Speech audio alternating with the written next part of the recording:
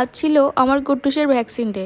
আগেরবার সরকারি ভ্যাকসিন নেওয়ার পরে যা অবস্থা হয়েছিল তাই এবার আর রিস্ক নিলাম না। এবারে আমি এক জায়গা থেকে ঠিক করেছি পেইনলেস ভ্যাকসিন দেওয়াবো। ওই জন্য আমরা 3জন মিলে বেরিয়ে পড়েছি।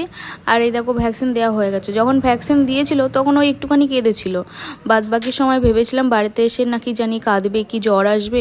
তো বিশ্বাস করো একটুও জ্বরও আসেনি আর একটুও কান্নাও করেনি, পাগলও ব্যথা হয়নি। আর ওর বাবি নিয়ে এসেছিল ওর জন্য এই খেলনাটা, কারণ ও দেখছি কয়েকদিন ধরে ফ্যান দেখে ভীষণ হাসে। তো আমি ভাবলাম এরকম একটা যদি খেলনা মুখের উপরে ঘোরে তো দেখলে হয়তো খুব মজা পাবে। তো তেমনটাই হলো। ওর বাবি এই খেলনাটা যখন ঘুমাচ্ছিল তখন দোলনায় সেট করে দিয়েছে। আর ও ঘুম থেকে উঠে একদম অবাক দৃষ্টিতে দেখছে আর হাসছে। ভীষণ আনন্দ পেয়েছে ও খেলনাটা দেখে। তো তোমরা দেখতেই পাচ্ছ কেমন মজায় আছে। তো এবার থেকে আমি ওর ভ্যাকসিনগুলো সব পেইনলেসই দেওয়াবো। আর এই ছিল আজকের মতো ব্লগ। কেমন লাগলো এই ব্লগটা? যদি ভালো লাগে অবশ্যই একটা লাইক দিও, চ্যানেলে নতুন হলে সাবস্ক্রাইব করো। বা